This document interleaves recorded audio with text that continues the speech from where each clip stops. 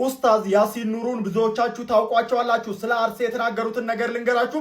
ሁላችሁም ይህንን ቪዲዮ ሶስት ጊዜ ኮፒ ሊንክ አድርጉት። እስልምና ሃይማኖት መምህር የሆኑት ታዋቂው ኡስታዝ ያሲን ኑሩ ምን ነው የተከበረው የሰው ልጅ ህይወትም እንደዚህ ረከሰ ሲል ከጠየቀ በኋላ ደመናና ደም መና ሲል እዚህ ጋር እንደምትመለከቱት አስቀምጧል። በምስራቅ አርሲ በውድ ወገኖቻችን ላይ የተፈጸመውን አሰቃቂ ጥቃት በመስማቴ የተሰማኝን ጥልቅና መሪር ሀዘን ለመግለጽ እወዳለሁ ብሏል። አክሎም ታዲያ በሰላም ወጥተው ስለመግባታቸው መተማመኛ የሌላቸውን ዜጎች ያቀፈች ሀገር ወደፊት የመራመድ ድሏ የቀጨጨ የማደግ ተስፋዋ የመነመነ ነውና ስለ ሀገሬ ያገባኛል ይመለከተኛል የሚል ሁሉ ኃይል ይገባል ብሏል። ከምንም በላይ ደግሞ መሰል አስነዋሪ ድርጊቶችን እንደ መልካም አጋጣሚ በመጠቀም በህዝቦች መካከል አለመተማመንን የሚዘሩ ኃላፊነት የጎደላቸው ግለሰቦችም የጉዳዩን አደገኛነት ከግምት ውስጥ በማስገባት ከድርጊታቸው እንዲቆጠቡና ቆም ብለው እንዲያስቡ አበክሬ ለመግለጽ እወዳለሁ። አላህ የተበዳዮችን እንባ እንዲያብስም ለበዳዮችም የእጃቸው እንዲሰጣቸውና ፍትህ እንዲሰፍንልን የበረታ ዱዓዬ ነው ሲል ገልጿል።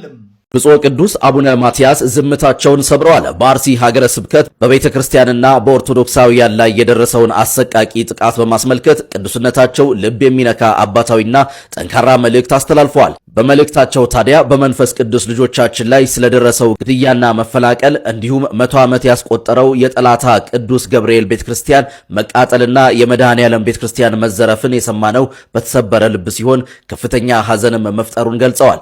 በጥቃቱ እስከ መቼ የሚል የቁጭት ጥያቄ በሁላችንም ልብ ውስጥ ተፈጥሯል ሲሉ ገልጸዋል።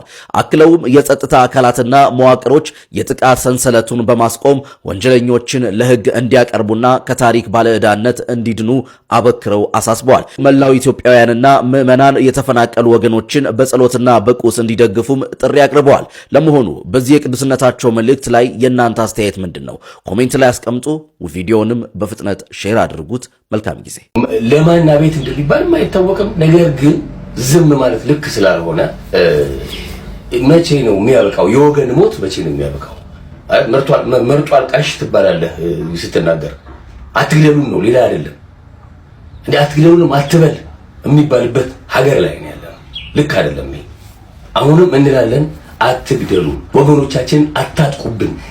ለዛው ንጹህ አልፈው የተቀመጡ ወገኖች ምንም የማያውቁ ፈጣሪያቸውን የሚያመልኩበት ቤተክርስቲያን ተቃጥሏል። እባካችሁ ገዳዮች ተራችሁ ደርሶ ትሞታላችሁ። ይሄ ሀቅ ነው። ይህን ቪዲዮ ሼር ኮፒ ሊንክ አርጉ። አርሲ ላይ የምትገኙ የመንግስት አመራሮች፣ የቀበሌ የወረዳ እንዲሁ ደግሞ የተለያዩ እንግዲህ አመራሮች፣ የጸጥታ ዘርፍ ኃላፊዎች፣ ሚሊሻን ጨምሮ የተለያዩ አካላት እንግዲህ ይህ ጉዳይ ላይ በትኩረት ተከታትላችሁ ይህ ነገር መፍትሄ ሊሰጠው ይገባል። የኦሮሚያ ክልል የጸጥታ ዘርፍም ሆነ እንዲሁ ደግሞ ፌዴራል መንግስት ይህ ጉዳይን በትኩረት መመልከት አለበት። ይህ አካባቢ በተደጋጋሚ ጊዜ ንጹሃን ዜጎች እየተገደሉ ነው።